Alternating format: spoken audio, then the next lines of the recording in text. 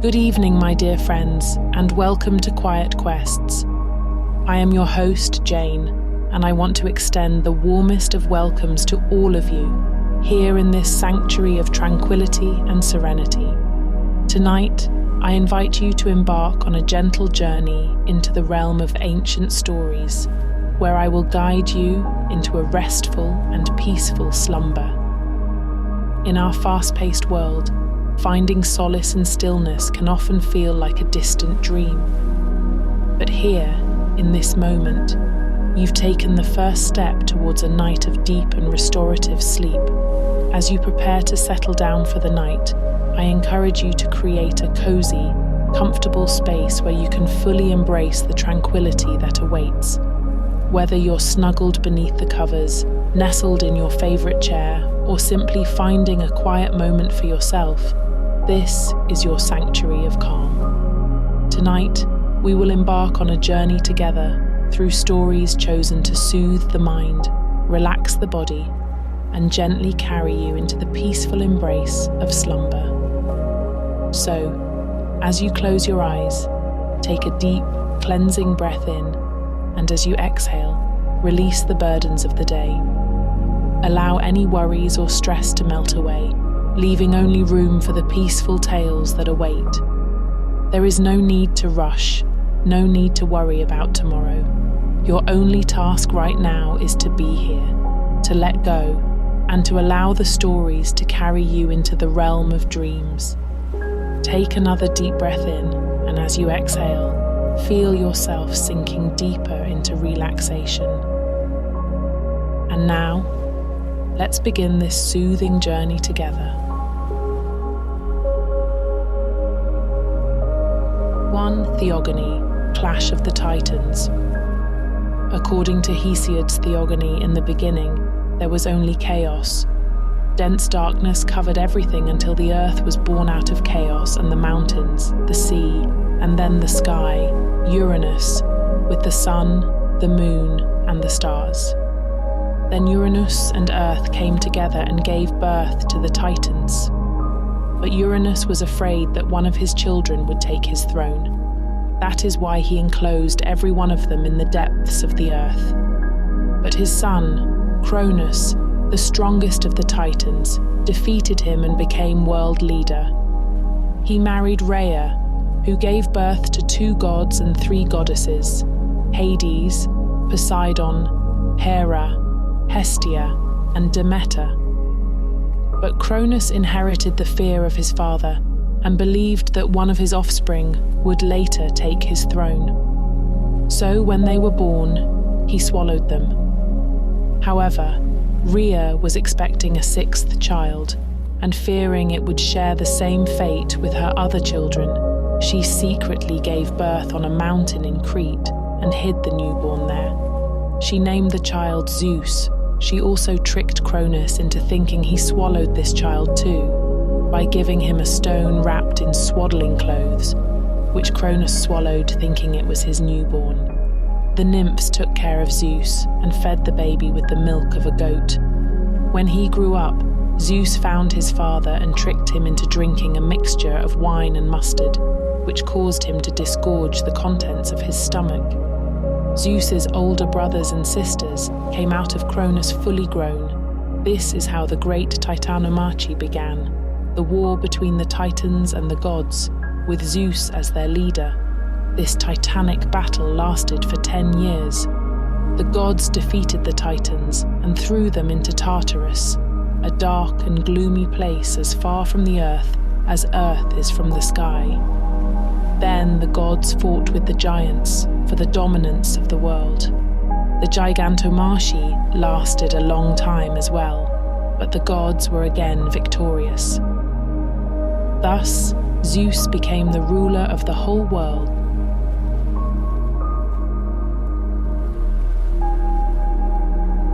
Two.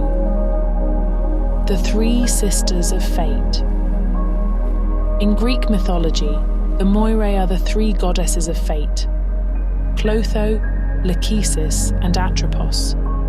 The 3 sisters weave the fate of humans and gods alike.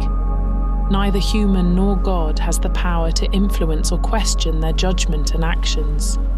Clotho, the youngest one, spins the thread of life.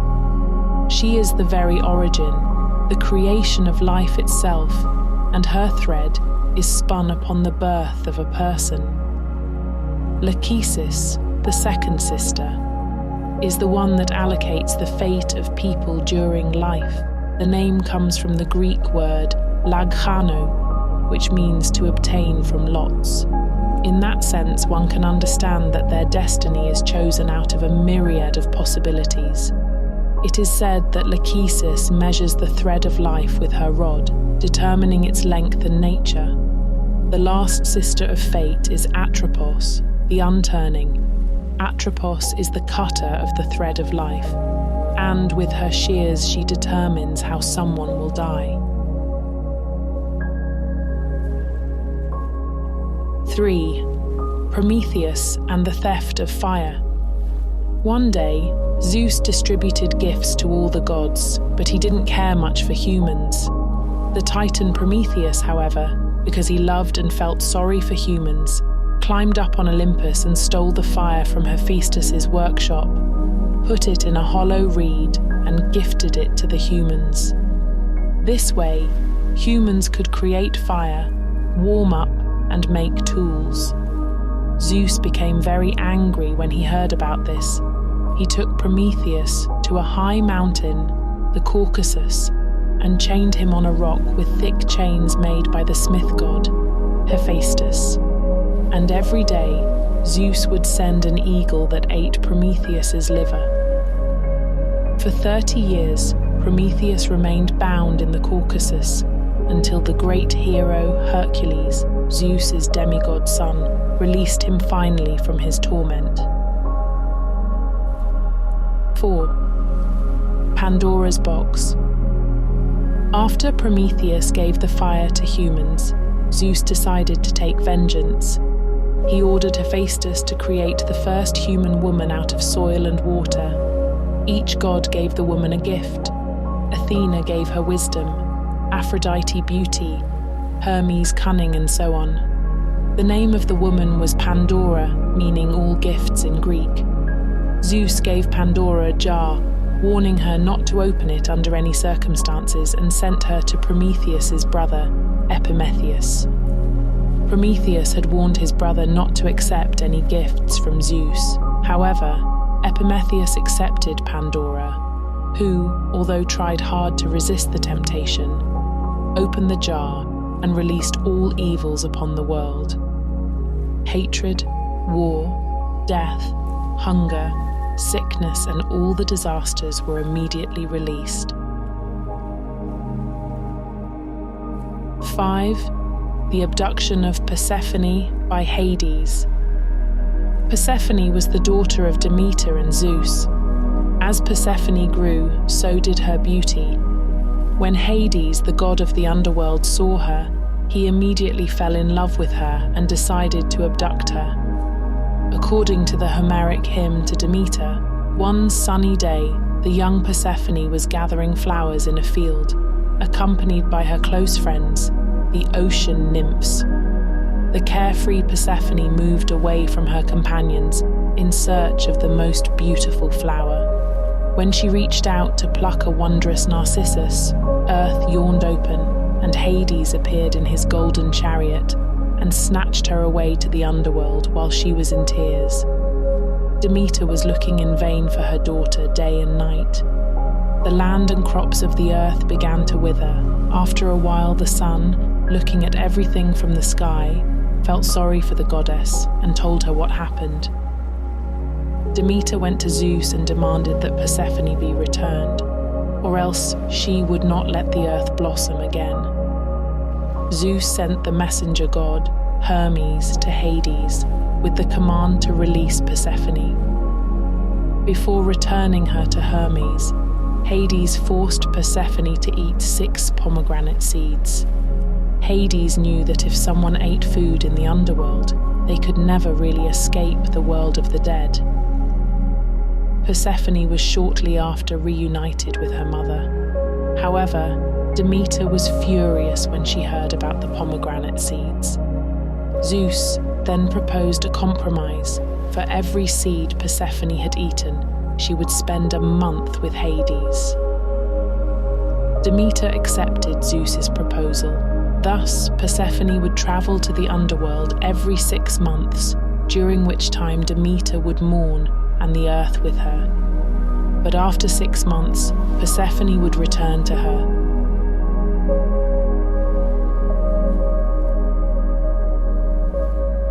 Six. The name-giving of Athens, Cecrops, the first king of Attica, had named his city after him, Cecropia. However, the gods of Olympus saw this lovely piece of land and wanted to name it after them and become its patron.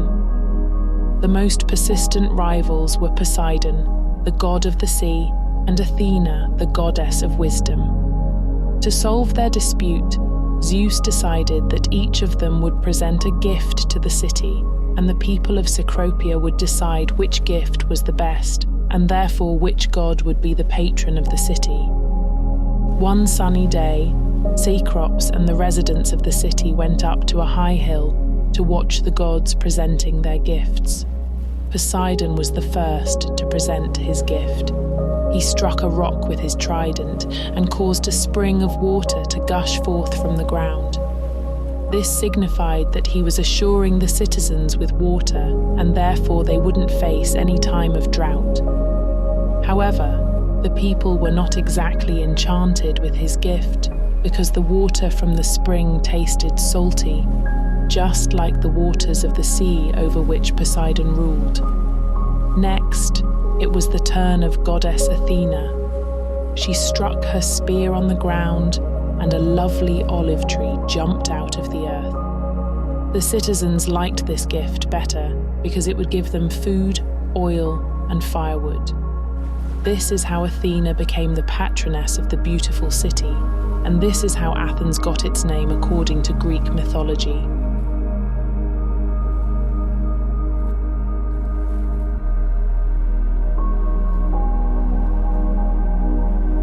Seven.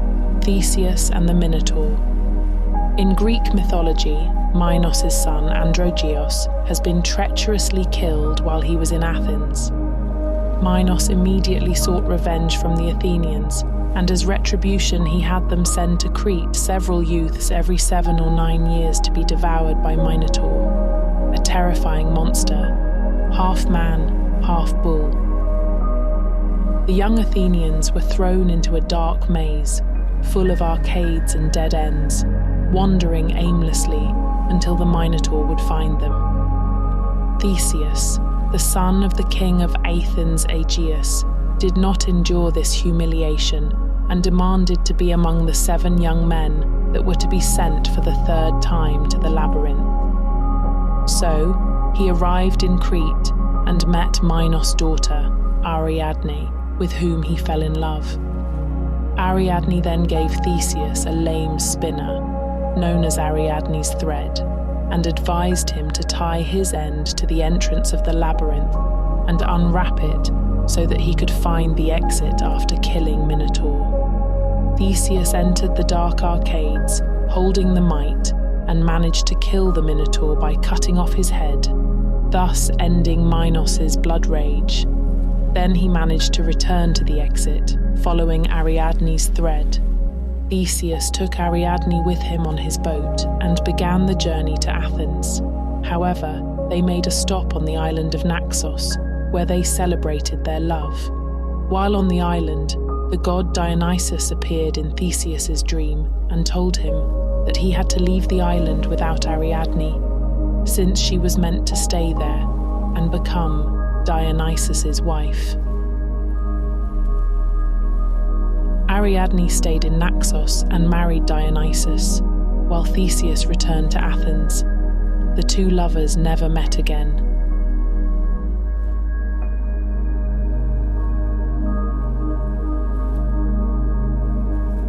8. Daedalus and Icarus. The labyrinth in King Minos' palace was designed by a famous inventor and engineer, Daedalus. It is said that Athena herself taught Daedalus. King Minos commissioned to Daedalus and his son Icarus the construction of the labyrinth that would hold the monster Minotaur. After finishing their work, King Minos imprisoned father and son inside the labyrinth, in an effort to prevent knowledge of his labyrinth from spreading to the public. Father and son were thinking hard on how to escape until Daedalus came up with an idea. They gathered a lot of feathers from birds and glued them together with wax, thus making 4 large wings. They then tied the wings to each shoulder and fled from the island of Crete. Daedalus had warned Icarus not to fly close to the sun because the wax would melt.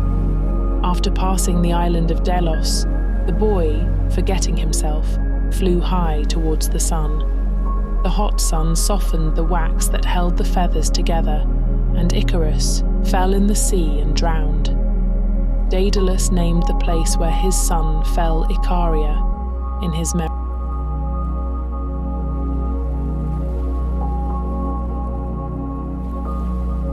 9. The myth of King Aegeus.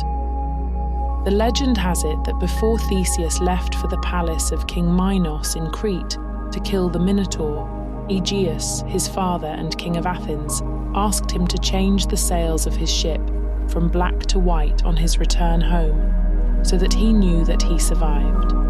Aegeus waited patiently in Sunio to see his son's ship return and the colour of its sails. Theseus, although he killed the Minotaur and got out of the labyrinth safely, he forgot to change his sails to white.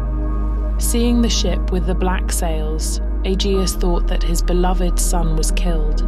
Sadness and grief filled his heart and mind, and without waiting to get the news from the men on the boats, fell from the rocks of Sunio into the sea below. Since then, the sea is called Aegean in his memory, and his son, Theseus, became the king of Athens.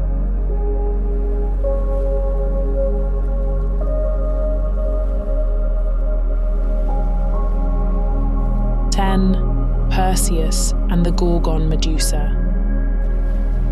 Another famous tale from Greek mythology is the killing of the terrifying Gorgon Medusa from the great hero Perseus. Perseus was a demigod, son of the Olympian god Zeus and the mortal woman Danae. Perseus sought to kill Medusa, the only mortal of the 3 monstrous sisters. Instead of hair, Medusa had living, venomous snakes on her head, and anyone that would look at her eyes would immediately turn into stone. With the help and the wisdom of goddess Athena, Perseus approached the monster by looking through the reflection of a shield and cut off her head.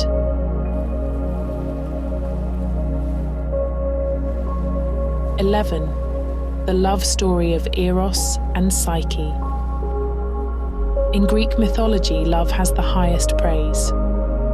Psyche, meaning soul in Greek, was an impressive mortal girl, surpassing in beauty even the goddess of love, Aphrodite. Her beauty was so well known that men from all over the land would visit her to admire her beauty.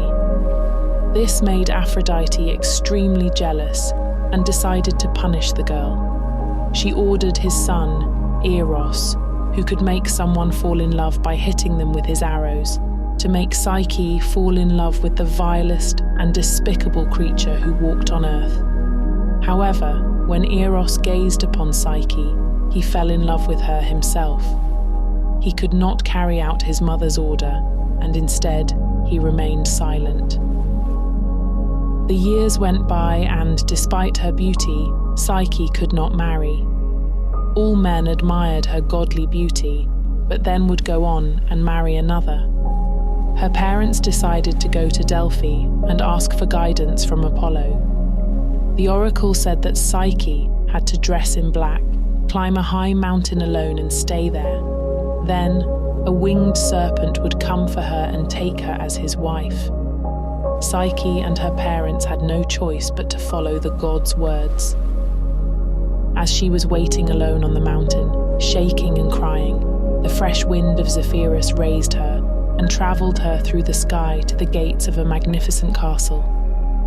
There, a sweet voice greeted her and made her feel like home. Love cannot live without trust.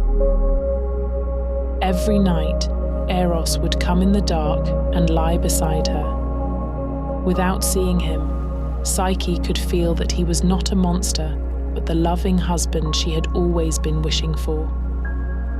The following days passed in full joy, and Psyche was happy.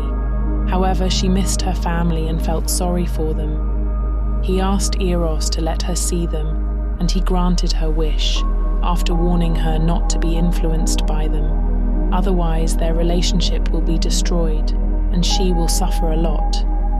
The next day, her two sisters, carried by the wind, arrived to the palace. They felt jealous of her sister living like a goddess and told her that her husband did not allow her to see him because he was the horrible creature the oracle had mentioned. This idea overwhelmed the mind of Psyche, who could not understand why her husband would not show his face. So, she devised a plan. She decided that when Eros falls asleep next to her, she will light a candle to see him. If he is a monster, she will kill it with her knife. Otherwise, she will happily fall back to sleep. And so she did.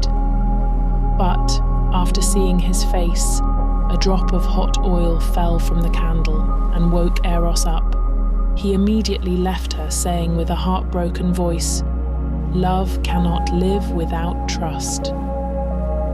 Psyche was really sorry and sad, and she could not find Eros anywhere. Desperate, she appeared to his mother, goddess Aphrodite, and asked for her help. Aphrodite told her that in order to reunite with her loved one, she would have to carry out 3 impossible tasks. With the help of nature and others, she managed to complete all the tasks and return to Aphrodite. Despite her success, Aphrodite got angry with her and yelled the poor girl that she would never let her go. Witnessing all this, the other gods of Olympus sent Hermes to tell Eros everything that has happened. Eros was touched by Psyche's love and returned to her. From that day on, the couple lived happily together. As a wedding gift, Zeus allowed Psyche to taste the drink of the gods, ambrosia, making her immortal. Aphrodite was also happy because now that Psyche was immortal, the men would forget about her and worship once again the true goddess of beauty.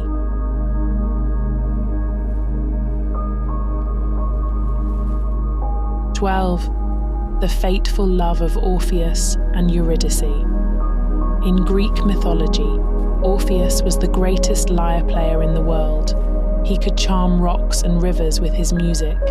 When Orpheus fell in love with Eurydice, he wooed her with his song. Their marriage was brief, however, as Eurydice was bitten by a viper and died shortly after. Devastated, Orpheus journeyed to the underworld to convince Hades and Persephone to return his bride to him. Orpheus managed to pass through Cerberus, the 3-headed dog who was the guardian of the gates, by making him fall asleep with his music. When he played his lyre, the king and queen of the underworld were moved by his song, and they agreed to let Eurydice live again on one condition. She would follow him while walking out to the light from the darkness of the underworld, but he should not turn to look at her before she was out to the light. As they started ascending towards the living world, Orpheus began to think it might all be a trick, that the gods were just making fun of him, and Eurydice was not really behind him. Unable to hear Eurydice's footsteps, Orpheus finally lost his faith and turned to look back, only a few meters away from the exit. Eurydice was, in fact, behind him, as a shade that would become flesh again when she was back into the light. After Orpheus looked at her, Eurydice's shade fell back into the darkness of the underworld, now trapped in Hades forever. 13. The tragic hero, Oedipus Laius, was the king of Thebes and married to Jocasta. Laius had received an oracle from Delphi saying that his son would kill him and marry his wife. When Jocasta gave birth, Laius tied the baby's ankles and ordered a shepherd servant to take it to the mountain and abandon it there to die. However, the shepherd took pity on the baby and passed it to another shepherd who gave it to the king of Corinth and his wife, who did not have any children, and raised it as their own. They called the child Oedipus, meaning swollen feet in Greek. When Oedipus grew up, he travelled to Delphi, where the oracle gave him the prophecy that he would kill his own father and marry his mother. Shocked by the words of Apollo, he did not return to Corinth, so as to avoid his father and mother. As he was travelling near Thebes, Oedipus met Laius at a crossroads and killed him in a fight, without knowing he was his real father, thus fulfilling the first part of the prophecy. When he reached Thebes, he learned of Sphinx, a terrible monster that devoured anyone that did not solve its riddle. It was proclaimed that whoever managed to solve the riddle and kill the Sphinx, he would take the throne of Thebes by marrying Laius's widow, Jocasta. Oedipus was successful in solving the riddle and killing the Sphinx. He married Jocasta and together had 4 children. Little did he know that his children were also his siblings. While Oedipus was at the peak of his happiness, there was an epidemic in Thebes. Oedipus sought the advice of the oracle of Delphi. The oracle's answer was that in order to stop the epidemic, Laius's killer must be found and punished. The investigation that followed led Oedipus to the truth. Upon realizing the truth, Jocasta, his mother and wife, hanged herself. Oedipus then seized 2 pins from her dress and blinded himself with them. 14. The 12 Labours of Hercules. Hercules is the most famous hero of Greek mythology and well known for his 12 labours. He was a demigod, son of Zeus and Alcmene. Hera, the wife of Zeus, hated Hercules and wanted to kill him.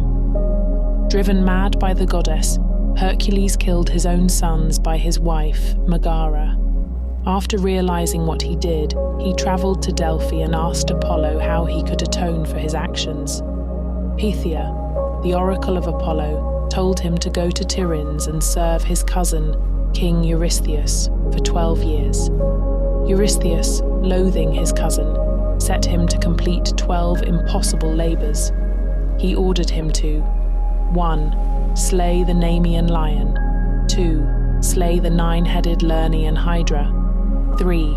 Capture the golden hind of Artemis. 4. Capture the Erymanthian boar. 5. Clean the Augean stables in a single day. 6. Slay the Stymphalian birds. 7. Capture the Cretan bull. 8. Steal the mares of Diomedes. 9. Obtain the girdle of Hippolyta, queen of the Amazons. 10. Obtain the cattle of the monster Geryon. 11. Steal the golden apples of the Hesperides. And 12. Capture and bring back Cerberus, the 3-headed dog of Hades. Hercules managed to complete all 12 labours and free himself from the service of Eurystheus, having atoned for the killing of his sons. Many more adventures followed, until he found a tragic death from his wife, Megara. 15. The myth of Apollo and Daphne. Daphne was a naiad nymph in Greek mythology, the daughter of a river god. She was famous for being incredibly beautiful and for catching the eye of god Apollo. However, Daphne was determined to remain unmarried and untouched by a man for the rest of her life. According to Greek mythology, Apollo had been mocking the god of love, Eros.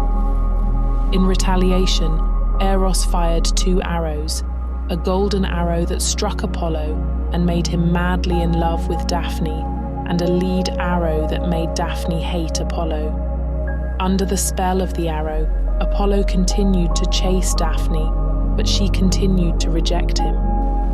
Apollo told Daphne that he would love her forever. Daphne turned to the river god, Peneus, and pleaded to him to free her from Apollo. In response, Peneus used metamorphosis to turn Daphne into a laurel tree. Apollo used his powers of eternal youth and immortality to make Daphne's laurel leaves evergreen. It is believed that Daphne had to sacrifice her body and turn into a tree, as this was the only way she could avoid Apollo's sexual advances. After Daphne had been transformed into a laurel, Apollo made the plant sacred and vowed to always wear it as clothing. Thus, in a way, Daphne stayed with Apollo forever. 16. The one-sided love story of Pan and Syrinx. Pan was the god of fertility and the patron of shepherds and huntsmen in Greek mythology. He presided over all rural occupations. He was chief of the satyrs and head of all rural divinities. According to the common belief, he was the son of Hermes and a wood nymph, and came into the world with horns sprouting from his forehead, a goat's beard and a crooked nose, pointed ears, and the tail and feet of a goat. He had such a repulsive appearance that, at the sight of him, his mother fled in dismay. Hermes, however, took up his curious little offspring, wrapped him in a hareskin, and carried him in his arms to Olympus. The grotesque form and the merry antics of the little Pan made him a great favourite with all the immortals, especially Dionysus, and they bestowed upon him the name of Pan, meaning all in Greek, because he had delighted them all. Pan's life was defined by his relationships with the nymphs. He loved them deeply. He was dancing and playing music with them, and some of them loved him too. Others hated him and were running away from him. Very complicated relationships indeed. And his mother issues appeared soon enough. The spirit of the reed tree comes from a nymph. Her name was Syrinx. Pan was the one to cause her doom. He was in love with her and wanted her at any cost. He was chasing after her, trying to make her his. So, in order to escape him, she transformed herself into a reed tree. She hid by the river among the other reeds, but Pan would not stop there. He went down to the river and started ripping off every reed until he finally found her. He ripped her off the ground and started blowing into the pipes to get her spirit out. While he was blowing, he realized that beautiful sounds were coming out of the reed pipes. He decided to bind them together into a big flute and started making music out of them. Oh, and what beautiful music he made.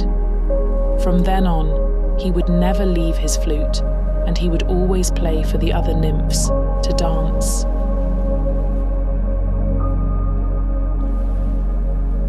(17) Goddess Athena and Arachne. In Greek mythology, gods were powerful and humans should be obedient. But was that always the case? In ancient times, there was a beautiful lady called Arachne, meaning spider in Greek. She knew the art of loom very well, and she weaved beautifully. She boasted that she could weave better than Athena, who was the patroness of the weaving art. She even dared to ask the goddess to a contest. Athena accepted, and they began to weave. Athena weaved a representation of her fight with Poseidon over the naming of Athena. Arachne, on the other hand, weaved the naughty adventures of Zeus and the other gods of Olympus. Athena, angered by the hubris Arachne dared to show, transformed her into a spider and cursed her to be hanging from her web for the remainder of her life. 18. The myth of Narcissus and Echo. Echo was a wood nymph cursed by Hera to not be able to speak properly, but rather repeat the last words addressed to her. One day, she was wandering around the mountains until she saw a handsome young man that no one could resist his charm, Narcissus.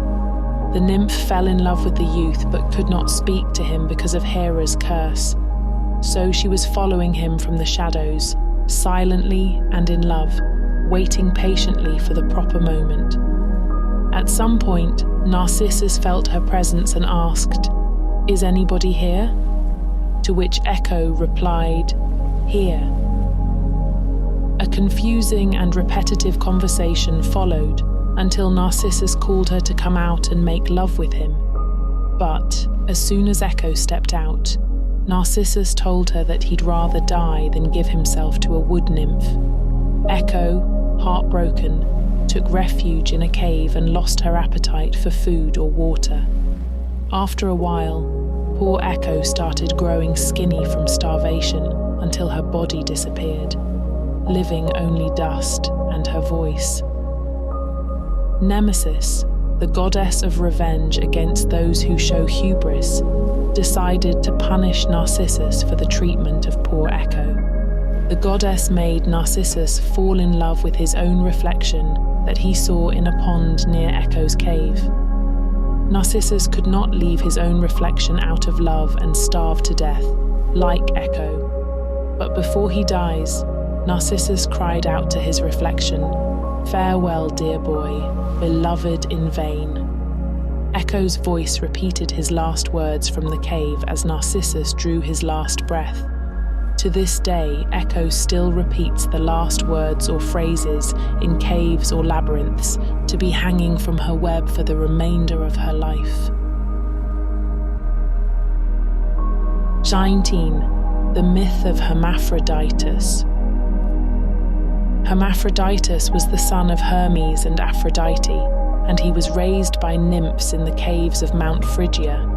On his face, one could see the grace and beauty of both of his parents, from whom he took his name. When he was 15 years old, he left the mountain where he grew up to wander into Asia Minor and meet new people. In the woods of Caria, he stopped to rest and drink water from a spring called Salmacis. The homonymous nymph, Salmacis, was captivated by the beauty of the young man and tried to seduce him, but was rejected. When Hermaphroditus felt he was alone, he jumped into the water naked to swim. Salmacis appeared behind a tree and jumped in as well, wrapping her body around that of the young man, forcibly kissing and touching him. While Hermaphroditus was trying to break free from her, the nymph called out to the gods to let them be united forever. The gods decided to grant her wish and blended their two bodies into one, creating a creature of both sexes. Hermaphroditus prayed to his parents, Hermes and Aphrodite, that anyone else who bathed in that spring would share his fate, and the gods granted his wish. 20. Bellerophon and Pegasus. Bellerophon was a great hero of Greek mythology. He was a slayer of monsters and as famous as Perseus. His most famous feat was the killing of Chimera, a horrible monster with a goat's body, a serpent's tail, and a lion's head that could breathe fire. The great hero was the son of the mortal woman Eurynome by either her husband and king of Corinth Glaucus or the god Poseidon. Bellerophon was accompanied in his adventures by the winged horse, Pegasus. The myth has it that Pegasus was born from the blood of her beheaded mother Medusa, the Gorgon who was tricked and killed by the hero Perseus. A more detailed version of the myth said that he was born when Medusa's blood was mixed with the foam of the sea. The myth says that Pegasus was born as a winged horse because his father, Poseidon, had the shape of a horse when he seduced Medusa. When Pegasus was born, a huge thunder with lightning pierced the sky, and that's how his connection to the forces of the skies was established. So, one day Bellerophon saw the wonderful animal drinking water and decided to tame it. This would not have been possible if Athena had not helped him by giving him a golden bridle. After slaying Chimera, Bellerophon's fame grew, and so did his arrogance. He believed that because of his great feat, he deserved to fly to the mountain of the gods, Olympus, and set course with Pegasus. Zeus was angered by his hubris and sent a gadfly to sting Pegasus, causing Bellerophon to fall off the flying horse. Pegasus continued to Olympus and became the loyal horse of Zeus. It is said that Athena spared the life of Bellerophon by softening the ground for his fall. However, the once great hero spent his remaining life crippled and lonely, always searching for his beloved winged horse. 21. Leda and the Swan. Another tale from Greek mythology about Zeus is the one with Leda. When the Olympian god saw Leda on the banks of the river Eurotas, felt an overwhelming desire for her. So he went to Aphrodite and asked for her advice. Aphrodite transformed Zeus into a brilliant swan and herself into an eagle, and she began pursuing the swan in the river valley. The pursuing Zeus swan sought refuge in the arms of Leda, who received him tenderly and warmed him within her. However, 9 months after this incident, she gave birth to 2 eggs. Not one swan came out of each, but 2 pairs of twins. On one hand, Polydeuces and the beautiful Helen, and on the other, Castor and Clytemnestra. Her kids became very famous and lead characters to many great ancient tragedies. 22. The myth of Andromeda and Perseus.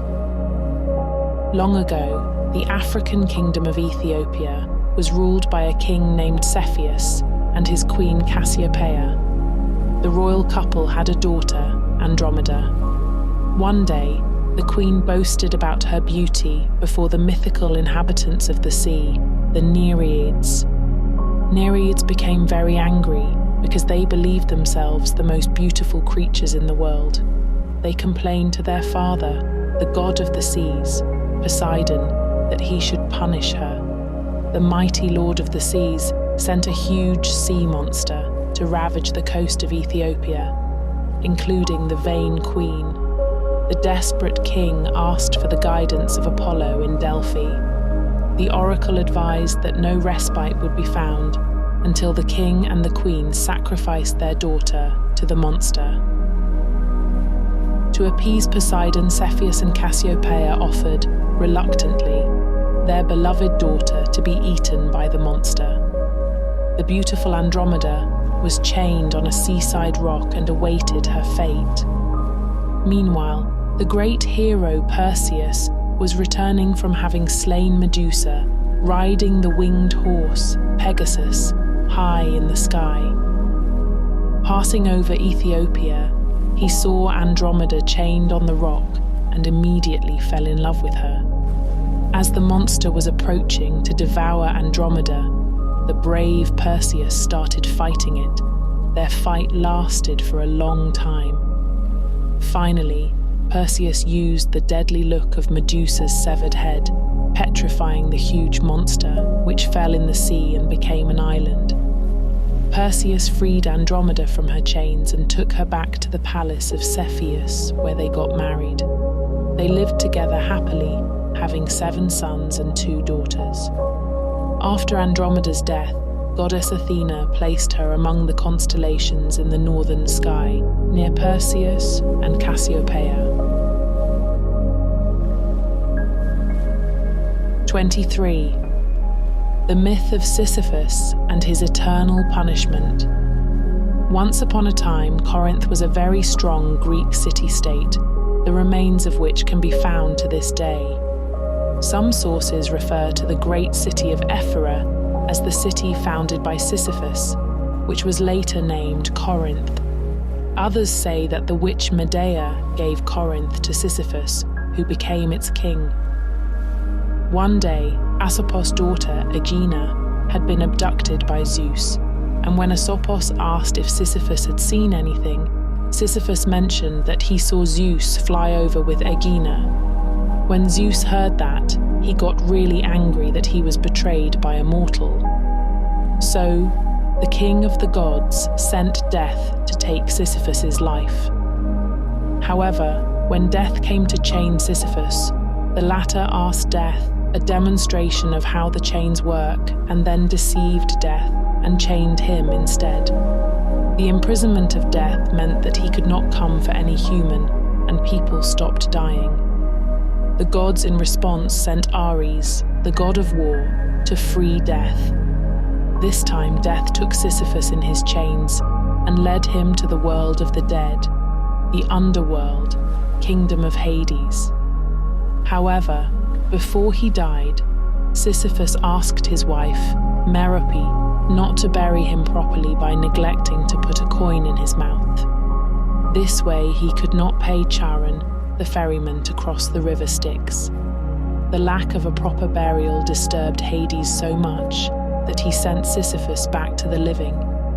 Thus, Sisyphus managed to escape death once more. When the gods finally managed to catch Sisyphus again, they decided that his punishment should last forever. They made him push a rock up a mountain. Every time the rock would reach the top, it would roll down again, and Sisyphus would have to start all over again. 24. King Midas and his golden touch.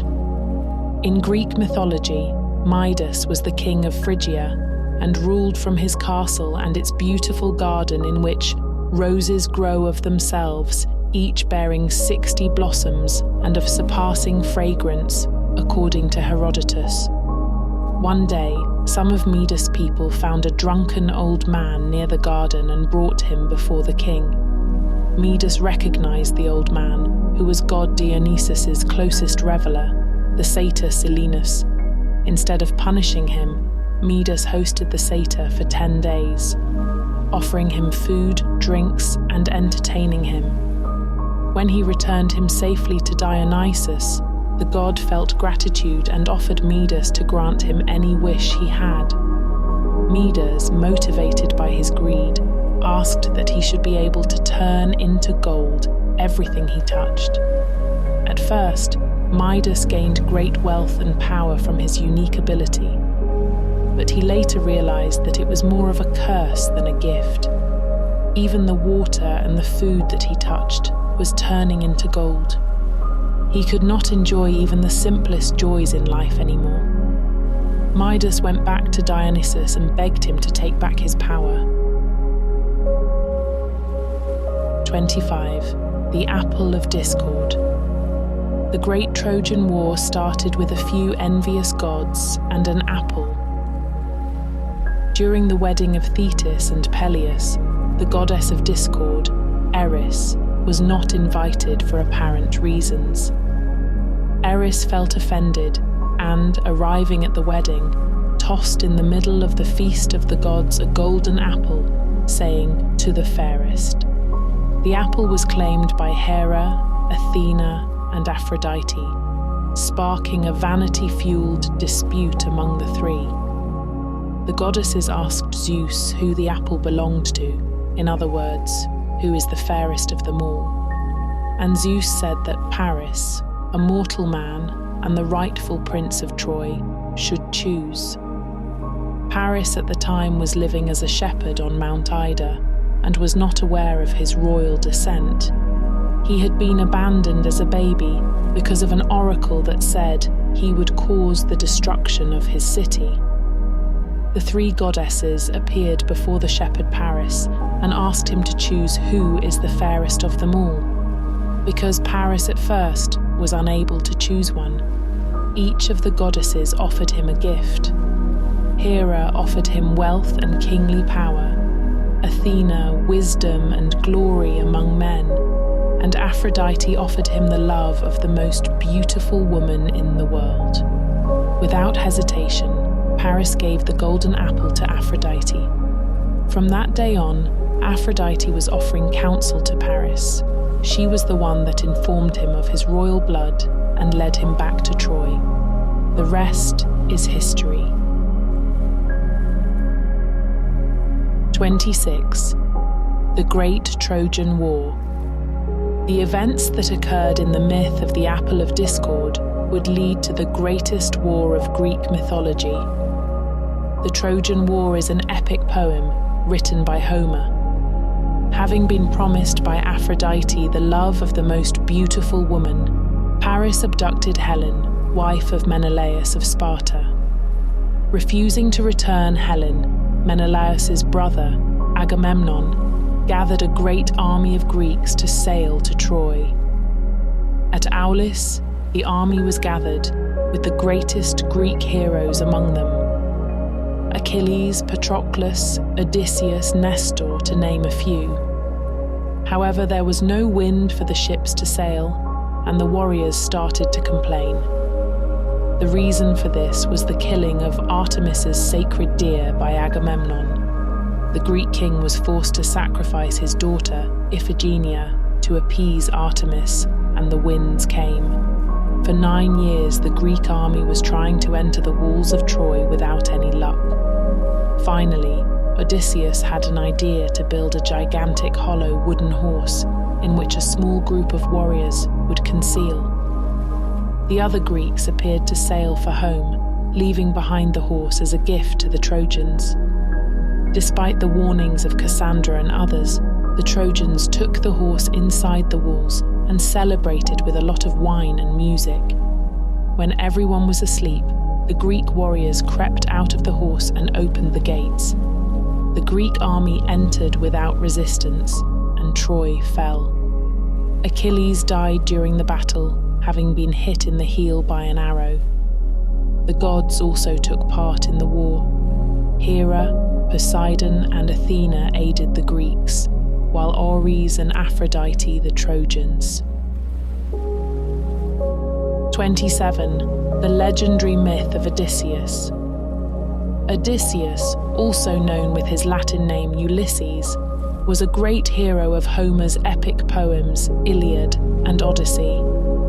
The Odyssey recounts his adventures since he left Troy in his effort to return home. His wandering lasted for no less than 10 years. His adventures were many. He fought against the Cicons, broke free from the Lotus Eaters, escaped with cunning the Cyclop Polyphemus, and son of Poseidon, by blinding him, making the sea god his enemy. He then visited the island of Aelus, the wind god, receiving a sack as a gift, which contained all the winds inside, to help him arrive home. As they were arriving in Ithaca, 2 of his men opened the sack out of curiosity, while Odysseus was sleeping, and their ship was once again away from Ithaca because of the storm that followed. He then survived the Laestrygonians, a tribe of man-eating giants, and landed on the island of the sorceress Circe. With the help of Hermes, Odysseus left the island and journeyed to the underworld to get help from the blind prophet Tiresias, who had died. He then passed through the sirens and their seductive song by blocking the ears of his men with wax and ordering them to tie him up to the mast so that he could not jump and join the sirens. His next challenge was to cross the strait between Scylla, a 6-headed monster, and Charybdis, a violent whirlpool, which he managed to do by sacrificing 6 of his men. He lost the remaining of his men and his ship at the island of Thrinacia, after Zeus threw a thunderbolt to appease the sun god Helios. Odysseus found himself next to the island of Ogygia, where he spent 7 years with the goddess Calypso, who had fallen in love with him. With the help of Hermes, he left the island with a raft he made. A storm washed him this time at the island of the Phaeacians. This time he was lucky, since the island was protected by King Alcinous and his queen Arete, who helped him return to Ithaca. When he finally arrived, 20 years after setting sail for Troy, he found that his palace was inhabited by young people from noble families in the surrounding islands and Ithaca. Each Each of them wanted to marry Penelope, his wife, because they believed Odysseus did not survive. Penelope patiently waited all these years for the return of her husband, devising a trick to delay her suitors. Odysseus killed them all with his bow, with the help of his son Telemachus and his faithful dog. But as soon as he killed the suitors, their fathers got angry and demanded revenge. Finally, goddess Athena, his everlasting protector, brought peace to the island, and Odysseus and his wife Penelope were reunited and happy at last. 28. The Adventures of Jason and the Argonauts. One of the most famous stories of Greek mythology is that of Jason and the Argonauts and their quest for the Golden Fleece. Jason was the son of Aeson, rightful heir to the throne of Iolcus. Peleus, the half-brother of Aeson, took the throne of Iolcus, bypassing Aeson and locking him in the dungeons. Peleus received an oracle from Delphi that a descendant of Aeson would seek revenge. Peleus believed that Jason was the one that the oracle meant, so he sent him to undertake an impossible mission, hoping that he will be slain in the process.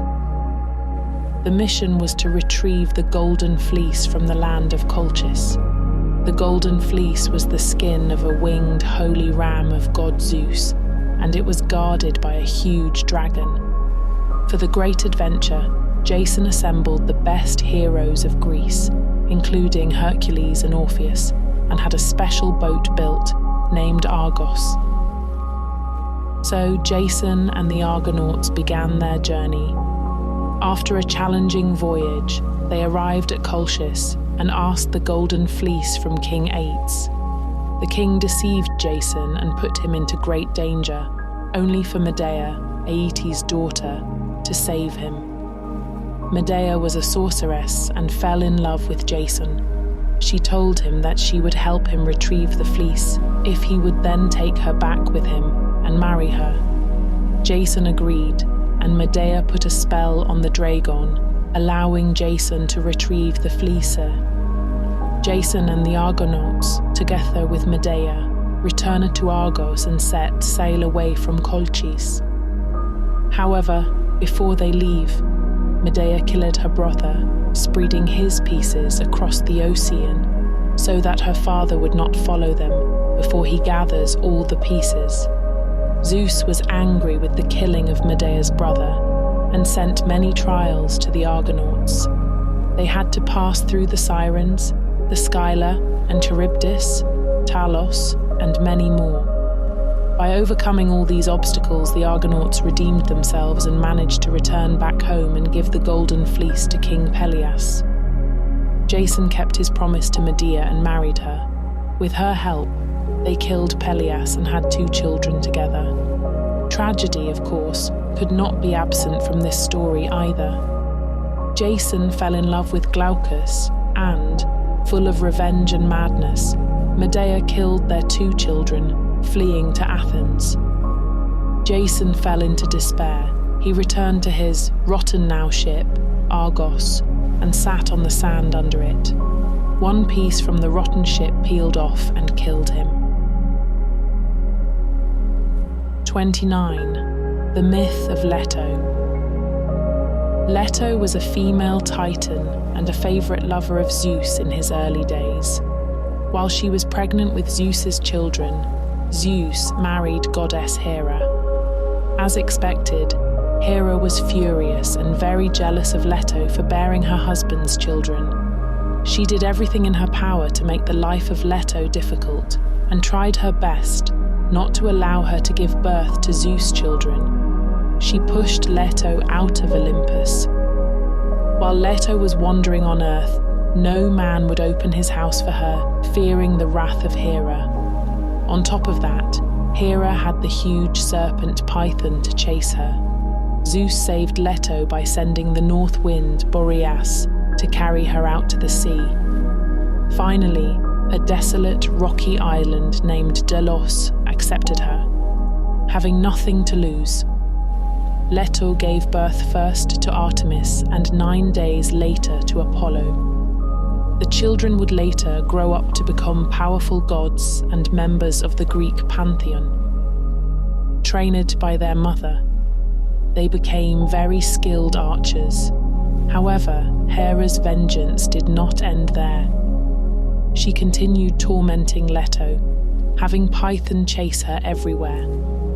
Finally, only 4 years old, Apollo killed Python in Delphi. 30. The myth of Niobe. This story is connected to the myth of Leto. Niobe in Greek mythology was the daughter of Tantalus and Dione, or Euryonassa. She was married to Amphion and had 14 children in total, 7 boys and 7 girls. She boasted about the fact that she was blessed with so many children and made fun of Leto that she only had 2, Apollo and Artemis. For her hubris, Leto punished Niobe by sending Apollo to kill with his arrows all of Niobe's boys and Artemis to kill all of her girls. Upon seeing her dead children, Niobe, in despair, fled to Mount Sipylus, where she turned into a rock. The rock became known as the Weeping Rock.